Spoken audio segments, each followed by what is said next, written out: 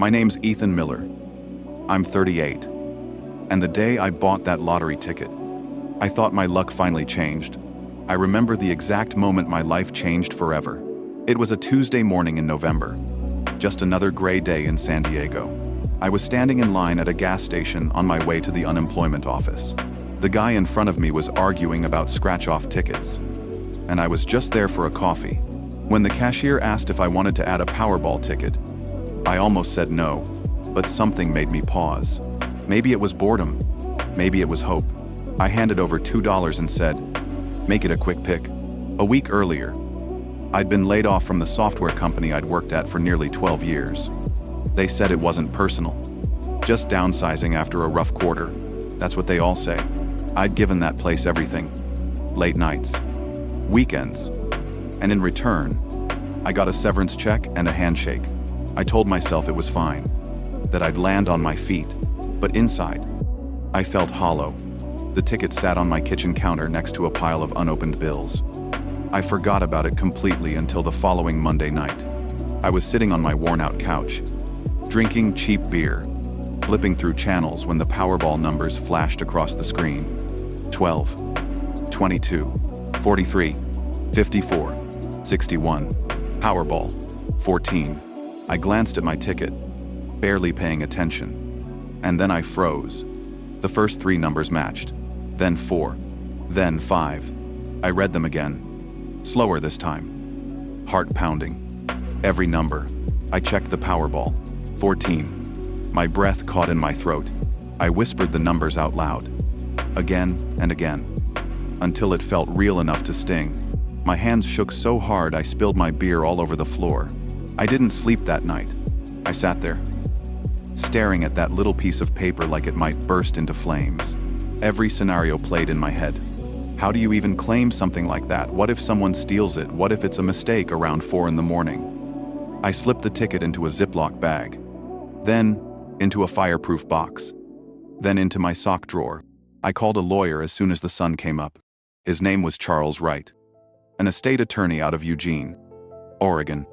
He'd handled big cases before, lottery winners, professional athletes. When I told him my situation, he didn't sound surprised, just calm and precise. He said, "First rule, tell no one, not your friends, not your family, not anyone. The moment people know, your life stops being yours." By the end of that week, I'd flown to Oregon to claim the prize under a trust. Charles handled everything. He talked me through taxes, payouts, legal paperwork, even security. The total was mind-numbing. The jackpot was $2.04 billion. After taxes and lump sum, I'd take home roughly $630 million. $630 million. I couldn't wrap my head around it. Charles looked me in the eye and said, "Ethan, this amount of money doesn't change who you are. It reveals who everyone else is." At the time, I didn't understand what he meant. When the check cleared into the trust account, I rented a small storage locker, bought a cheap used car, and drove back to San Diego quietly. I didn't buy a mansion or a sports car. I didn't quit life to go sit on a beach. I went home. Same old apartment, same old furniture, same life on the outside. Inside, though, everything felt different. The strangest thing about having that kind of money is the silence. It's like a heavy secret sitting on your chest. You can't share it. You can't celebrate it. You just sit there, surrounded by the same people who think they know you, but they don't. They're talking about gas prices, rent, next month's bills, and all you can think is, I could fix all of that with one check. At first, I thought about telling my parents. Robert and Helen Miller. They lived up in Eugene. Modest house. Retired. Still clipping coupons like it was 1,985. My dad had always preached about hard work, responsibility, doing things the right way. I could already hear his voice in my head. Money doesn't make a man. Ethan, how you handle it does. Then there was my brother, Mark, the family's golden boy. He ran a car dealership, made good money, loved reminding everyone about it. And my little sister, Abby, a nurse in Reno, the only one who ever called just to check on me. I thought about each of them. What would happen if I told them? I pictured the calls, the congratulations, and the quiet expectations that would follow. The way my dad would see it as luck, not effort. The way Mark would joke about sharing the wealth. The way Abby would tell me to be careful. But deep down, she'd worry about what it might do to me. I didn't tell any of them. I couldn't. Something in me wanted to see how they treated me when they thought I had nothing. Maybe it was pride. Maybe it was pain left over from the last time I asked for help and got silence. That night, I sat in my kitchen, lights off. Just the hum of the fridge filling the air. I poured a glass of whiskey, looked at the fireproof box sitting on the counter, and whispered, "What now?" Outside, the street was quiet. I could hear the ocean faintly in the distance, waves breaking like a steady heartbeat. I had everything a man could ever want. But for the first time in my life, I felt completely alone.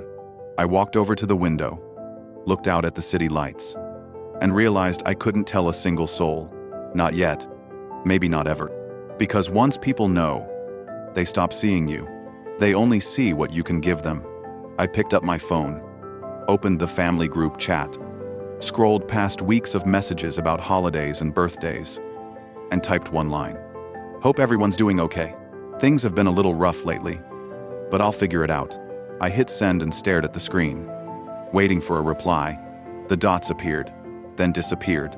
Nothing. I finished my drink, set the glass down, and laughed under my breath. Maybe Charles was right. Money doesn't change who you are. It just shows you who everyone else is. And somewhere deep down, I knew this was only the beginning. A few days passed before anyone replied. My mom finally sent a short message. Something about keeping my chin up and how things always work out. My dad didn't say a word. Mark sent a thumbs up emoji. Abby texted me privately later that night, asking if I was okay. She was the only one who seemed to actually care. I told her not to worry, that I was fine. Just between jobs. It wasn't a lie exactly, but it wasn't the truth either. The thing about keeping a secret like mine is that it starts to shape you. You walk through life pretending to be ordinary while knowing you could buy anything, go anywhere, do anything. But every time I thought about it, something in my chest tightened. Money can fix a lot, but it can't fix how people see you, or how you see them. I spent my mornings walking along the beach in Pacific Beach, watching the surfers who looked like they had no worries in the world. I wondered if that kind of peace could ever exist for someone who had everything to lose. I stopped checking my bank account. Numbers that big don't feel real after a while. What did feel real was the distance growing between me and everyone I used to know. I thought about my dad. Robert Miller was a man of strict habits and hard opinions. He believed in paying off your mortgage early, never buying on credit, and earning everything you owned. When I was 16, I asked him for help buying my first used car. He said, "If you can't pay for it yourself, you don't deserve it." So I worked all summer flipping burgers, saved every dime, and bought a beat-up Toyota with no A divided by C. He was proud that I'd done it on my own. I was proud too, but a small part of me had wished he'd just said yes, that I deserved help without having to prove it. Mark was different. He'd always known how to play people. Salesman since high school. Charming, confident, always had the latest phone, the new car, the better job. Mom called him the responsible one, but I knew he just knew how to look successful. He'd probably still tell his friends I was the dreamer, the one who never grew up, and maybe he was right. Then there was Abby. Sweet, stubborn Abby. She'd been the baby of the family, the one Dad always said needed protecting, but she never acted like she needed it. She put herself through nursing school, worked nights at a hospital in Reno, and still managed to check on everyone else. When our parents fought, she was the peacemaker. When Mark and I drifted apart, she tried to keep the group texts alive. If anyone still had a heart in that family, it was her. One night I was sitting on the balcony with a beer, watching the lights from the highway, thinking about what Charles had said to me the day I signed the trust papers. He told me that people show their true selves when money enters the room. It doesn't matter who they were before. It changes everything. I didn't believe him at the time, but the longer I sat with the secret, the more I wanted to test it. Not to prove him right, but to know for myself. What if the people closest to me didn't really love me for who I was? What if all the distance and judgment and quiet resentment weren't because I'd changed, but because they'd already stopped caring a long time ago? I remembered the way my dad had looked at me after my divorce. That mix of disappointment and quiet pity. He didn't say it, but I knew what he thought. You failed. I wasn't sure why the thought hurt as much as it did. Maybe because I'd spent my whole life trying to be the kind of man my dad respected, and all I'd earned was silence. The more I thought about it, the more something inside me hardened. Maybe Charles was right. Maybe money reveals people. So why not see what it revealed about mine? The next morning, I decided to test them, not in a cruel way, but in a way that might finally show me the truth. I'd tell them I'd lost my job again, that my savings had run out, that I needed help just to stay afloat. Nothing too dramatic. Just a man down on his luck asking for a little support. I started with my dad. I called him around noon, knowing he'd be home from his morning walk and reading the paper. He answered on the third ring. "Hey, Dad," I said, trying to sound tired but steady. "I've got a bit of a problem." "What kind of problem?" "Son, I lost my job a few weeks ago. Things have been rough. Rent's coming up, and I could use some help." There was silence on the line, then a sigh. "Ethan, you're 38 years old. You've got a degree. Experience. This might be the universe telling you to get serious about your future." I bit the inside of my cheek. "I'm serious. Dad, I'm saying I need a hand. $3,000 would cover rent and bills until I can find something new." He didn't answer right away. I could hear him shifting in his chair. "Son, we don't have money lying around like that. Between the mortgage and insurance, things are tight. And besides, you need to stand on your own 2 feet. You've got to learn to handle this yourself." I nodded slowly, even though he couldn't see me. "Yeah, I figured you'd say that." He cleared his throat. "This is part of being an adult. Ethan, you can't just expect people to fix things for you." I hung up before he could finish. My hands were shaking. Not from anger, but from something colder. It wasn't that he said no. It was how easily he said it. Later that night, I called Mark. He picked up on the second ring, voice full of energy. "What's up?" "Man. Hey. I could use a favor. I'm in a tight spot. Rent due. Job gone. I just need a little help." "How much?" $3,000. "I'll pay it back once I'm back on my feet." Mark laughed. $3,000, Jesus. "Ethan, what did you do? Blow through your savings again?" "No. It's just been rough since the layoff. You've got to start making better choices. Man, you can't keep drifting through life. Look, I'd love to help, but things are tight with the business and the kids." He paused, waiting for me to let him off the hook. "I didn't," he added. "Anyway, maybe this will be good for you. Build some character." "Yeah, maybe it will." Then the line went dead. He had hung up. I sat there staring at my phone, the glow of the screen lighting the empty room.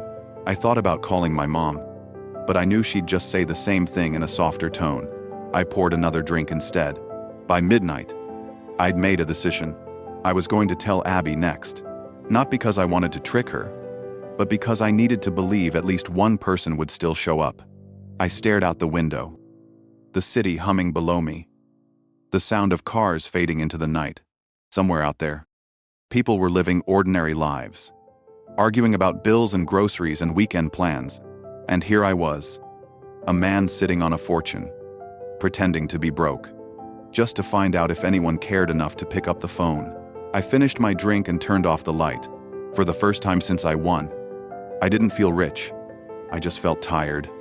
The morning after, the air felt heavy, like the world itself was watching to see what I'd do next. I brewed coffee I didn't drink, stared at the clock, and finally picked up my phone. Abby's name sat near the top of my messages. I hesitated for a moment, thumb hovering, then started typing. "Hey. Things have gotten worse than I thought. Lost the job. Behind on rent. Might need to crash with someone for a while." I stared at the message for a minute, then hit send. 5 minutes passed, then 10. Then the dots appeared. Her reply came fast. "Where are you?" "San Diego. Are you okay?" "Yeah. Just broke, tired, and out of luck. Her next message took longer. Do you have food? A little. Don't move. I'm coming. I laughed out loud when I read it. I typed back something half-hearted, telling her not to bother, that I'd figure it out. She just replied with one word, too late. It was raining by the time night fell. I sat by the window, watching headlights blur across wet asphalt. Every sound outside made me think of her car. Around midnight, my phone buzzed again. I'm about an hour out. She was actually doing it. She was really driving across state lines for me. For a moment, I wondered what kind of brother I was to make her do that for a lie. But it wasn't about money anymore. It was about something deeper. I needed to know she cared. By 2 a.m, there was a soft knock on the door. I opened it to see her standing there, soaked from the rain, hair plastered to her face, a backpack slung over her shoulder. God, you look awful, she said, brushing past me into the apartment. You drove 6 hours just to insult me, she smirked, setting her bag down. Someone had to make sure you're still alive. She pulled out a plastic container of pasta, a small bag of groceries, and a folded blanket. I watched her unpack as if she'd done this 1,000 times. You didn't have to do all this, I said quietly. She glanced up. You're my brother, Ethan. That's what people do. The words hit harder than I expected. We sat at the kitchen table, eating her pasta straight from the container. The rain tapped softly on the windows. She talked about her night shifts at the hospital, the old patients who tried to sneak cigarettes outside, the one doctor everyone hated. I listened, really listened, for the first time in years. After a while, she looked around the apartment. When's the last time you cleaned? I shrugged. Been busy, feeling sorry for myself. She rolled her eyes and stood up. Then I guess we've got work to do. We spent the next hour tidying the place. She wiped counters, threw out old takeout boxes, laughed when she found the Powerball ticket stub I'd left on the fridge. Did you ever win anything? She asked. I froze. For a second. I thought about telling her right then, but I forced a laugh. Nope. Just another losing ticket. She smiled and tossed it into the trash. Figures. When we were done, she made a makeshift bed on the couch and told me to get some sleep. I lay in my room, staring at the ceiling, thinking about everything she'd done without asking a single question. Around dawn, I got up and found her sitting on the couch, awake, scrolling through her phone. You didn't sleep? I asked. She shook her head. Couldn't. Too much coffee on the road. I sat beside her. Abby? Why did you really come? She frowned, like it was the dumbest question in the world. Because you needed me. I looked down at my hands. What if I didn't deserve it? She tilted her head. You don't earn family, Ethan. You just have it. That was it. That was the moment I couldn't keep lying anymore. My chest felt tight, my throat dry. I stood up, walked to the window, and said, I need to tell you something. She turned toward me, confused. About what? About everything. I told her. I told her about the ticket, the trust, the money. Every word felt heavier than the last. When I finished, she just stared at me, frozen. You're telling me you're rich? Like hundreds of millions rich? I nodded. And you lied to everyone, including me. I tried to explain, but she stood up, pacing. So all that about being broke, losing your job, needing help, that was all fake. Not fake, I said quickly. I did lose the job. I just didn't lose everything else. Her voice cracked. You let me drive 6 hours through a storm for a test. I didn't mean it like that. Then how did you mean it? I rubbed my forehead, searching for words. I needed to know if anyone cared about me without the money. If you cared about me. Her eyes filled with tears. Not the soft kind, but the kind that come from anger. You think love needs to be tested. You think I'd leave you to suffer. No, I whispered. I just didn't know anymore. She sank onto the couch, wiping her face. You're an idiot, she said finally. But you're my idiot brother. We sat in silence for a long time. The sun started to rise, pale light spilling across the floor. She sighed. Softer now. So what happens next? I don't know. Maybe I stop pretending. Maybe I use it for something good. She looked at me, really looked, and nodded. Then, let's make it count. I smiled. But it didn't feel like a victory. It felt like a confession. Later, as she dozed off, I stood by the window watching the morning traffic begin. People going to work, honking, rushing, living their normal lives. For the first time since I won, I didn't feel alone. I just didn't know yet that everything we'd build from that moment would come with its own price. Abby stayed in San Diego for another week. We didn't talk much about the money after that first night. She spent her days cleaning, cooking, trying to bring some sense of normalcy back into my apartment while I worked quietly on plans with Charles, the attorney. Every time she caught me at my laptop, she'd ask what I was doing, and I'd just say, looking into investments. It wasn't a lie, but it wasn't the whole truth either. Before she left, she made me promise something. She said, "Don't let this turn you into someone who stops trusting people." I told her I wouldn't, but deep down I already had. After she drove back to Reno, I couldn't shake the thought of what came next. I had all this money, all this power, and yet every conversation with my family echoed the same pattern.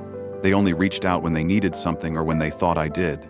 The rest of the time, silence. Charles called a few days later with an idea. He said if I wanted to do something meaningful, I should create something that didn't depend on anyone's approval. Start a foundation. He said, use the money to build something you care about, not something that buys affection. I liked the sound of that, but I wasn't ready yet. I still needed closure with the people who'd failed me when I tested them.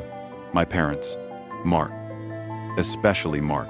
When Abby told me how he'd bragged about buying a new truck the same week I'd called him begging for $3,000, I saw red. I wasn't angry about the money. I was angry because it confirmed what I'd known all along. To him, family was a competition, not a commitment. I drove up to Orange County that weekend under the excuse of visiting. He greeted me with his usual half-hug and salesman grin. His wife Kelly handed me a glass of wine before I could even take my shoes off. The house was new, spotless, full of white furniture and fake plants. Every corner screamed status. "So, how's life treating you?" Mark asked, dropping onto the couch. I shrugged. "You know. Rough. Still job hunting." He smirked. "You've got to learn to hustle. Man, you can't just wait for things to fall into your lap." I smiled. "Forcing it. You're right. Some of us just aren't that lucky." He missed the edge in my tone. He was too busy talking about quarterly bonuses and how he was thinking of expanding the dealership. I listened quietly, studying him. Every gesture, every sentence felt rehearsed, like he'd built his whole identity around looking successful. At dinner, he asked if I'd managed to sell my old car yet. I told him I was still driving it. He laughed. "Man, you're still rolling around in that Civic. You're like a college kid." Kelly giggled. "Mark, stop teasing." I didn't say anything, just smiled again. And in that smile was a plan. When I got home, I called Charles and asked him about anonymous donations. Could money be given without revealing the source? He said yes, easily. Through the trust, I thanked him. Then sat there in the dark thinking about how easy it was to change someone's life without them ever knowing who did it. I started with my parents. My father had mentioned their roof needed replacing during one of our short phone calls. A week later, an envelope arrived at their door from a local Veterans Assistance Program with a check for $15,000. My dad called me that night, amazed. He said, "Can you believe it? Someone out there still appreciates good people." I told him I could believe it. Then I moved on to Mark. I'd heard through Abby that his business had hit a slow quarter, that he was behind on payments for his showroom expansion. One phone call later, a small business grant appeared in his mailbox. $50,000. He called me too, all excited. Said it must have been fate. I congratulated him, smiling to myself. Fate. Sure. Helping them without their knowledge gave me a strange sense of satisfaction. It wasn't revenge exactly, but it wasn't forgiveness either. It was something in between, like I was rewriting the rules on my own terms. But the feeling didn't last. A few weeks later, Abby called. sounding upset. She said our mom had been talking about how some angel had blessed the family twice in 1 year. Once with the roof money, and then again when Mark's business got saved. Mom said maybe God was rewarding them for raising such good children. Abby laughed when she told me, but I didn't. It hit me harder than I expected. I'd wanted to make peace, but all I'd done was feed their pride. They thought the universe was patting them on the back for their virtue, when really it was me trying to fix what they'd broken. I started questioning what I was doing. Was it helping or just proving a point I didn't have an answer? Then one afternoon, I got a call from Mark again. He wanted to grab lunch. We met at a steakhouse near his dealership. He looked sharp, full of energy. A man who thought the world was finally turning in his favor. He leaned in halfway through the meal. I'm glad we caught up. Man, you know, I've been thinking, maybe we should go into business together. You've got good instincts. And I could use someone who knows numbers. I almost laughed. The irony of him pitching me a partnership when I could buy his entire operation 10 times over was absurd. I asked him what he had in mind. He started talking fast, like he was trying to close a deal. I tuned out halfway through. Watching him reminded me of every reason I'd stayed quiet. He didn't see people. He saw opportunities. When he finished, I smiled politely. Sounds interesting, I said. Let me think about it. He nodded, satisfied, thinking he'd planted the seed of something big. As I drove home that night, I felt a strange calm settle in. For the first time, I understood that revenge didn't always have to be loud or cruel. Sometimes it was just knowing the truth when no one else did. But a small voice inside me whispered that it wasn't over yet. There were still lessons left to teach. And deep down, I knew life wasn't done testing any of us. I turned off the highway and drove along the coast. The sky was fading into orange and gold, waves crashing against the rocks below. It looked peaceful, honest. Something money couldn't buy or fake. And for a moment, I almost believed that maybe I could let it all go. Almost. A few months passed before I heard from anyone in the family again. Abby called every week or so, but our parents had gone quiet. And Mark only texted me when he wanted to brag about some new business deal. I didn't mind the silence. It gave me time to think, to breathe, to figure out what kind of man I wanted to be, with all that money sitting quietly in the background. I started spending more time at the foundation office in La Jolla, the one Charles had helped me set up. We'd begun small, providing financial counseling and emergency funds to families about to lose their homes. Nothing flashy. No PR. Just quiet help. Abby had agreed to come on board part-time as a consultant. She said she wanted to do something that actually mattered. Watching her work with those families reminded me of what real empathy looked like. One afternoon, while she was finishing a call with a single mother trying to avoid eviction, I walked into her office. She looked up, exhausted but smiling. I said, "You're good at this." She laughed. "Guess I learned it from watching you care about everyone and pretending not to." I shook my head and told her that maybe we both cared too much. For a while, things felt almost normal. Then one evening, my phone rang. It was Mom. Her voice was shaky, softer than I'd heard in years. She said Dad had been taken to the hospital after another heart attack. I didn't hesitate. Within an hour, I was in my truck heading north. The drive to Eugene was long and quiet. My mind replayed every conversation I'd ever had with my father, every argument, every silence, every time he'd told me to toughen up instead of saying he was proud. When I arrived, it was past midnight.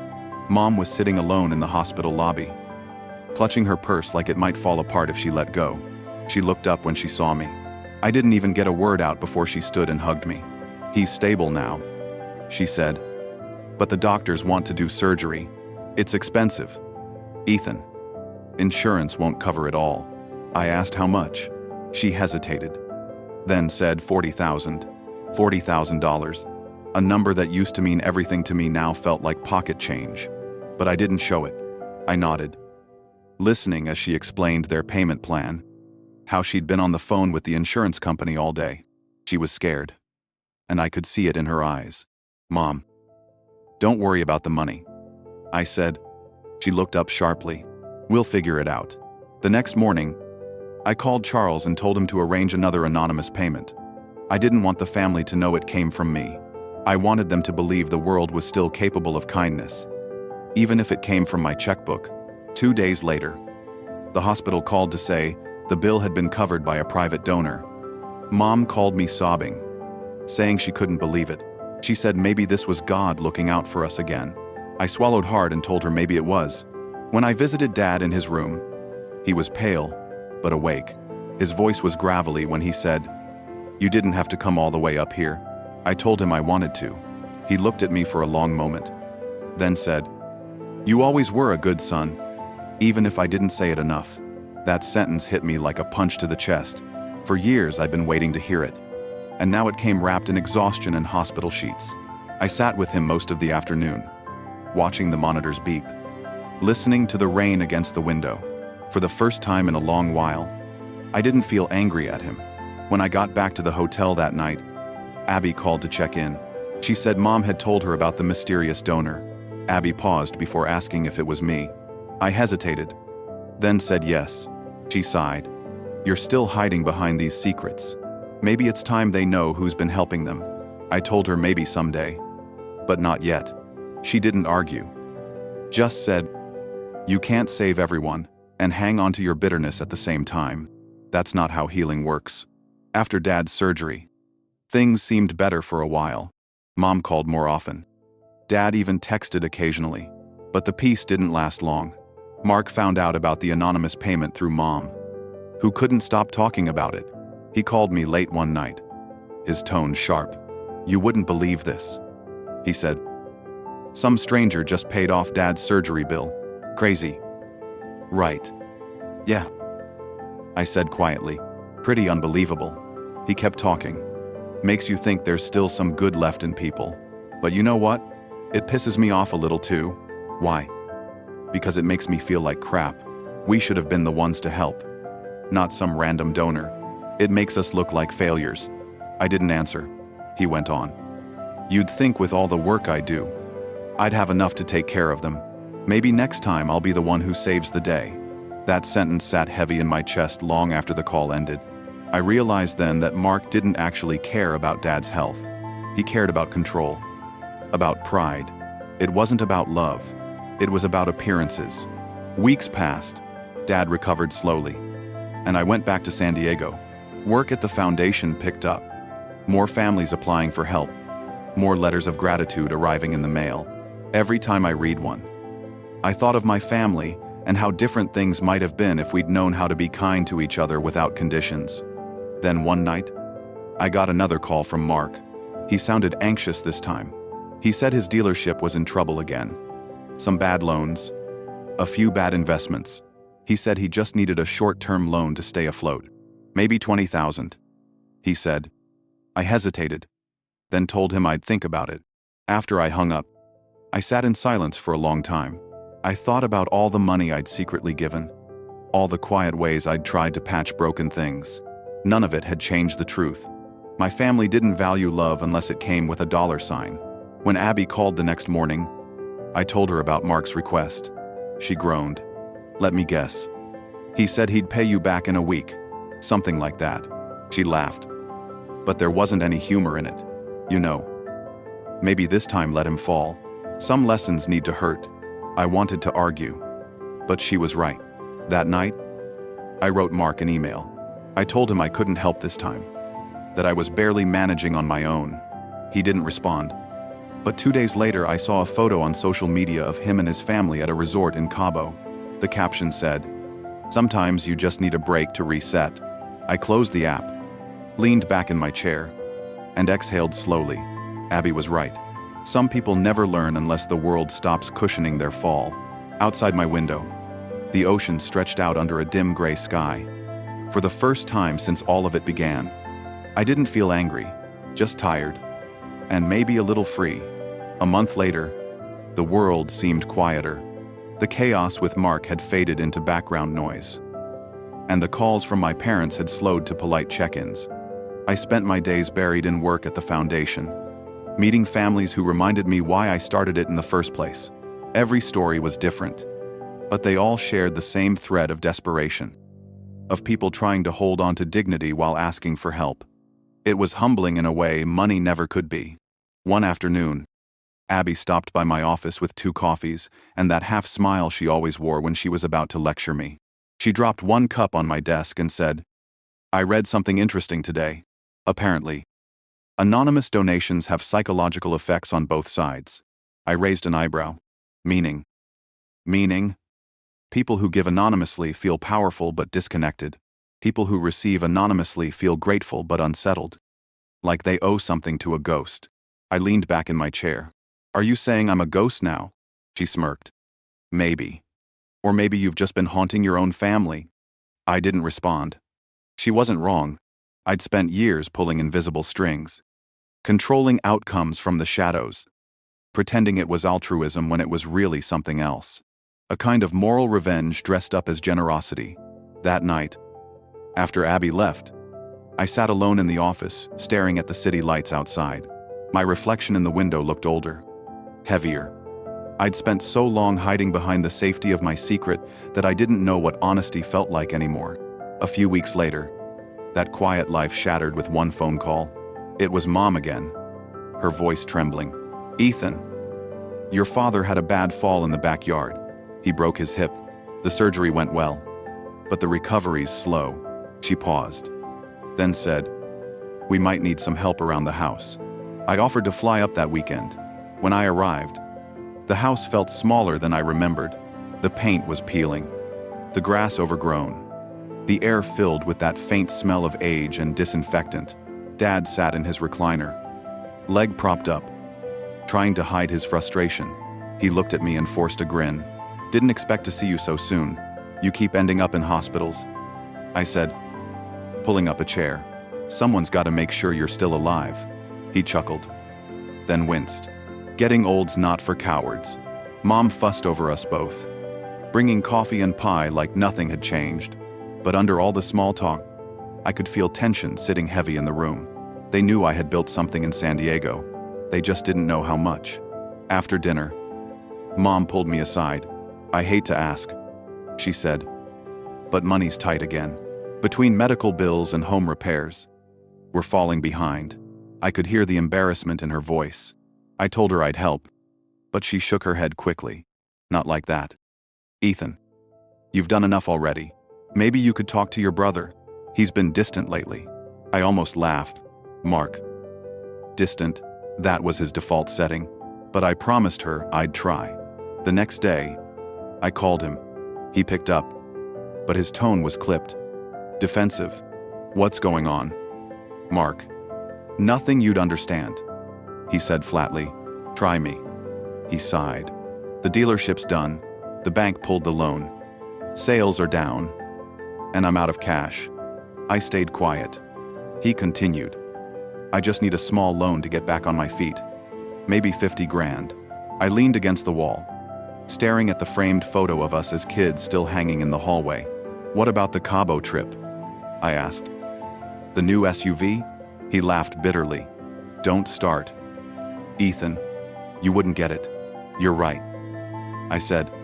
"I probably wouldn't." He didn't respond. I could almost hear him calculating whether I'd offer the money anyway. When I didn't, he said, "Never mind. I shouldn't have called." Then the line went dead. Later that evening, Mom asked if I'd talk to him. I said yes, but left out the details. She sighed, looking older than I'd ever seen her. "I wish you boys could find your way back to each other. Family shouldn't be this complicated." That night I couldn't sleep. I lay in the guest room, staring at the ceiling fan spinning slow circles, and wondered how things had gotten this far. I'd set out to test their loyalty, to expose the cracks in our family. Now those cracks had turned into canyons. The next morning, I drove to the hospital pharmacy to pick up Dad's medication. While waiting in line, I overheard 2 nurses talking about a family that had just received help from a community fund. Their voices were full of relief, gratitude.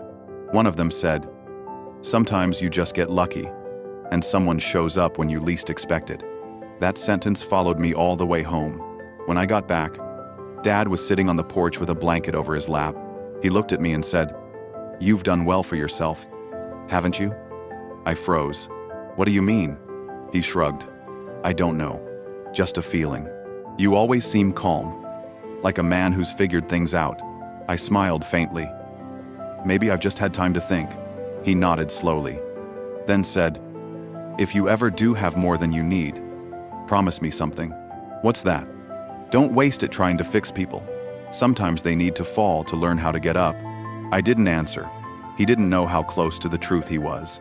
When I drove back to San Diego the next day, I couldn't shake his words. They echoed in my head, heavy and sharp. That night, I opened the foundation's ledger.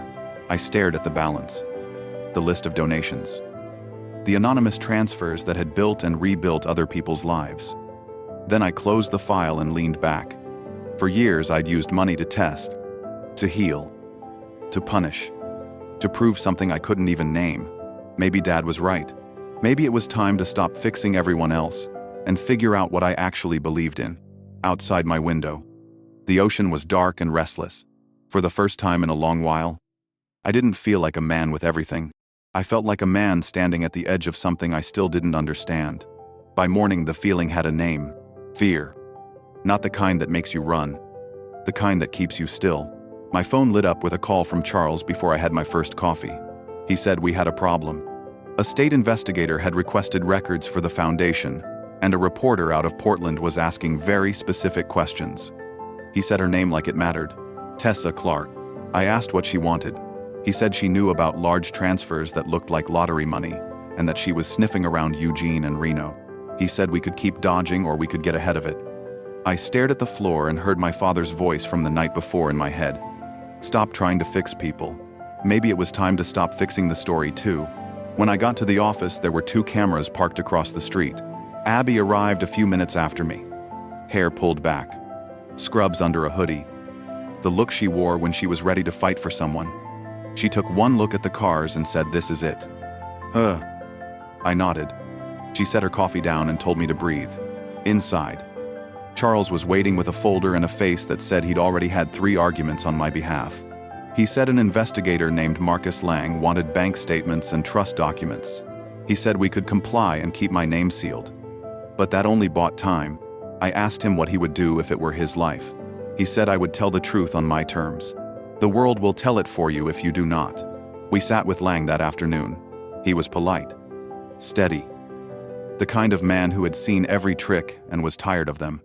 He asked about the trust in Oregon, the flows into the foundation, the matching amounts to hospital systems and small grants. Abby sat beside me, hands clasped in her lap. I answered every question.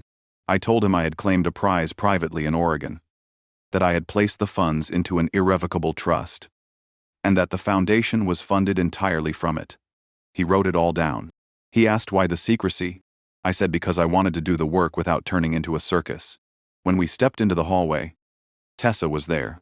She had a notebook and a tired face, and eyes that were curious more than hungry. She said she did not want a gotcha story. She said there was a person behind all these filings and transfers, and she wanted to understand him. I said there was not much to understand. She looked past me into the glass wall of our conference room, where the names of families we had helped were taped with sticky notes. She asked why I started it. I told her about a night on my balcony when I felt rich and empty at the same time. I told her about a sister who drove through a storm just to sit on my floor and cook bad pasta and tell me I was not alone. Abby smiled at the floor. Tessa said people were going to learn my name soon whether I liked it or not. She said I had a choice to make: hide and let the world make me into whatever fit their headline, or speak and accept the mess that would follow. I told her I needed one night. We held a small press briefing the next day in the community room down the hall. No stage, no backdrop, just a handful of local reporters, a microphone that kept humming, and my heart beating hard enough to make me feel lightheaded. Abby stood to my left, Charles to my right. I spoke slowly because I did not trust my voice. I said I had won a great deal of money and had chosen to keep it private. I said the foundation existed to help people who were where I had once been. Scared, and 1 bad month away from losing everything. I asked for privacy for my family. I did not take questions. The video traveled faster than anything I had ever touched. By the time we got back upstairs, my phone was buzzing nonstop. Some messages were kind, some were not. My mother called and cried. My father did not call at all. Mark did. He spoke so loud I had to hold the phone away from my ear. He said I had humiliated everyone. He said if I had told them sooner we could have had a plan. He said I had made him look like a bad son. When he ran out of breath, I said I was sorry he felt that way and hung up. Abby watched me put the phone down. She said he will cool off. I said maybe, but I knew better. By evening, my face was on every screen in the office. Tessa's piece went live before the national networks caught up. It was not scandal. It was quiet and rough around the edges. Like she had written it in a hurry but cared how it sounded. She told the story of a man who kept a secret to find out who would still knock on his door. She quoted Abby about that night she drove through the Sierra. About rain hammering the windshield and gas station coffee, and how fear tastes like metal when it sits in your mouth too long. I read the article alone in my office. When I finished, I sat there with my hands folded and tried to decide if I felt relieved or exposed. Abby stepped in and said, "Mom keeps calling." I nodded and said I would call her back in the morning. Around midnight, I got a text from my father. "No greeting, just proud of what you built." I stared at it a long time. I typed and erased a dozen different replies and then put the phone face down on the desk.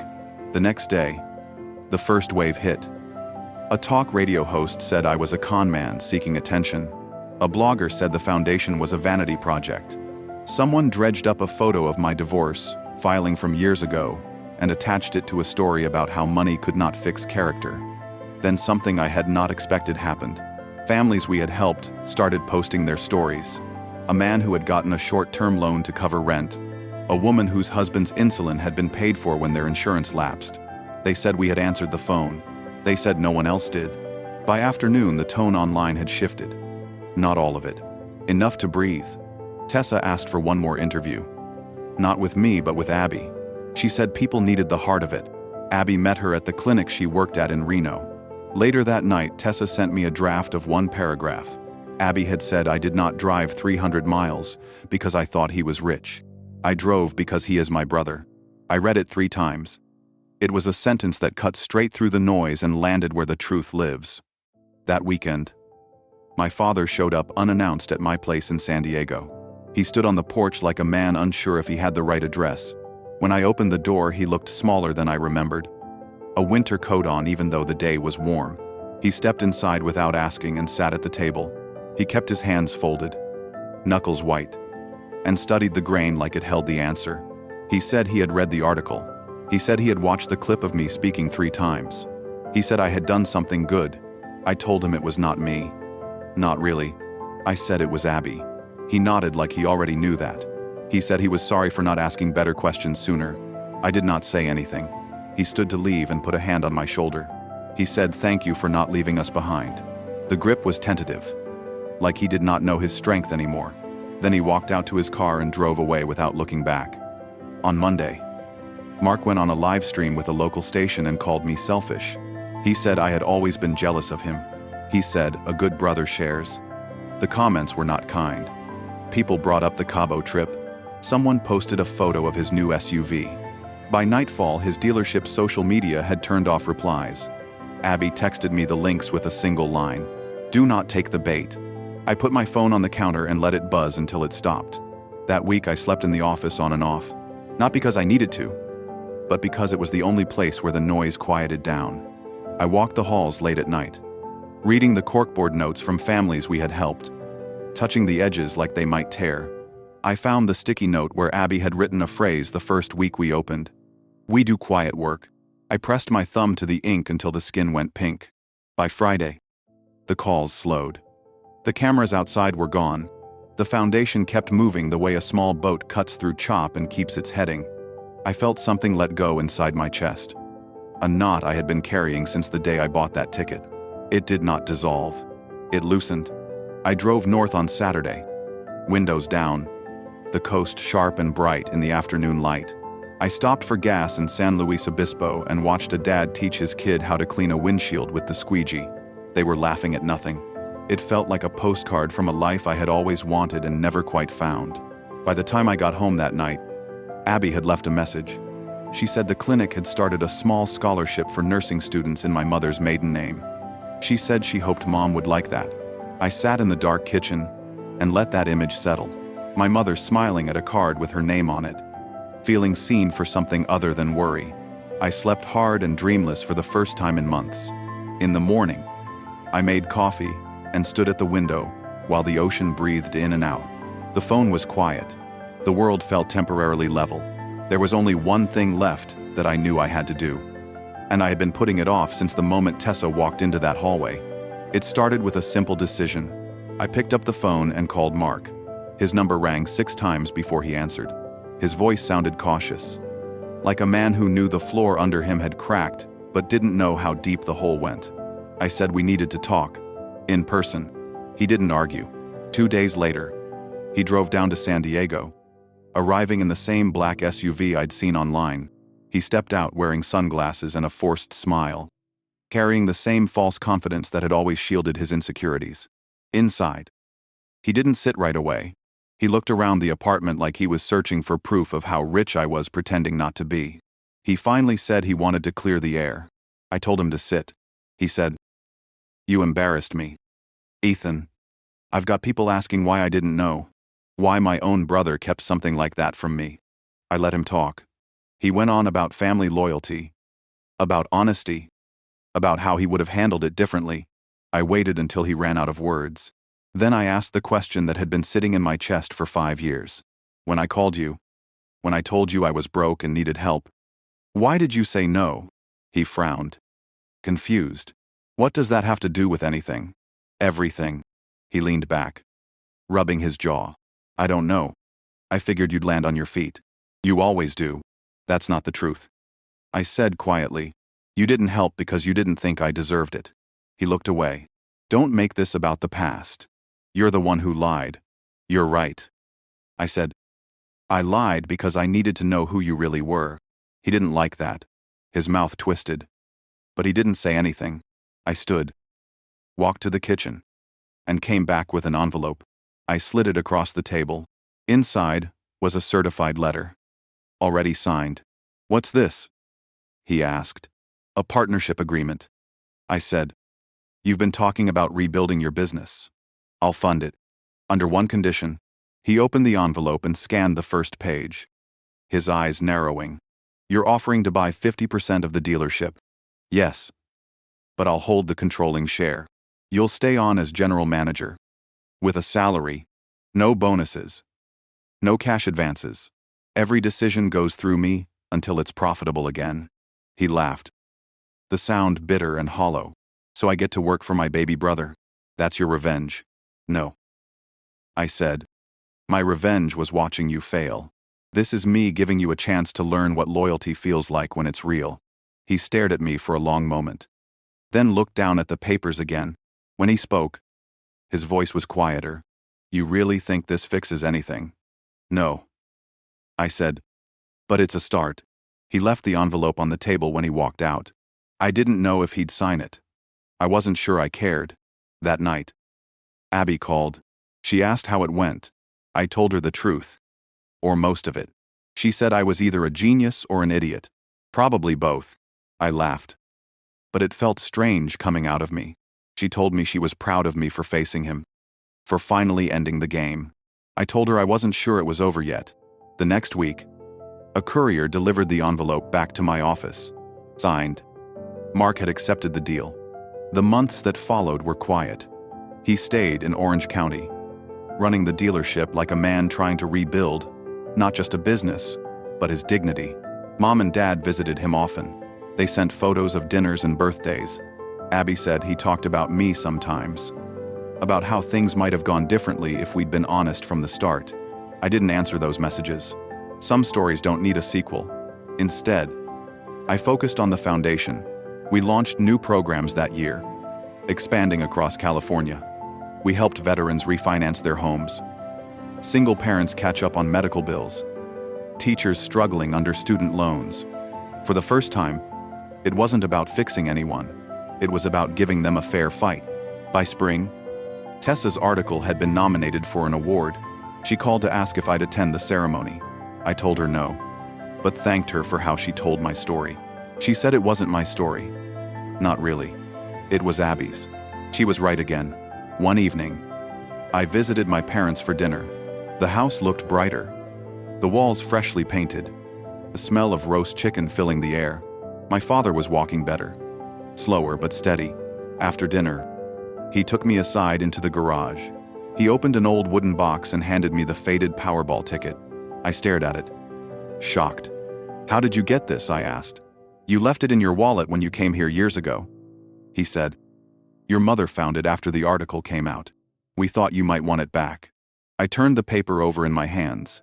The ink was almost gone, but the numbers were still there. 12, 22, 43, 54, 61, 14. He said, "I used to think luck was for fools, but maybe luck just gives you the mirror you need to see who you are." I slipped the ticket into my jacket pocket. "Thanks, Dad." He nodded. "You did good, son." The drive back to San Diego that night felt different. The road was quiet, the moon hanging low over the ocean. I rolled down the window and let the wind fill the car. For the first time since that Tuesday at the gas station, I didn't feel like I was hiding from anyone. When I got home, I placed the old ticket in the fireproof box where it used to live, not as a secret anymore, but as a reminder. I made myself a drink, sat on the balcony, and watched the lights of the city flicker like tiny heartbeats. Somewhere out there, a man was buying a lottery ticket, dreaming of escape, of freedom, of something different. I wanted to tell him that money doesn't buy peace. It just strips away everything that isn't real. It had taken me years, but I finally understood what my sister meant that night. She showed up at my door. You don't earn family, you just have it. And sometimes, if you're lucky, you get a second chance to do right by them. If you stayed with me this far, maybe you saw a little of yourself in this story. Maybe you've been the one who was let down, or the one who didn't show up when someone needed you most. Either way, remember this: money can't buy loyalty, but honesty can build it. Stick around. There are more stories like this one, some about redemption, some about revenge, all about the choices that make us who we are. Because in the end, what we do when no one's watching says everything.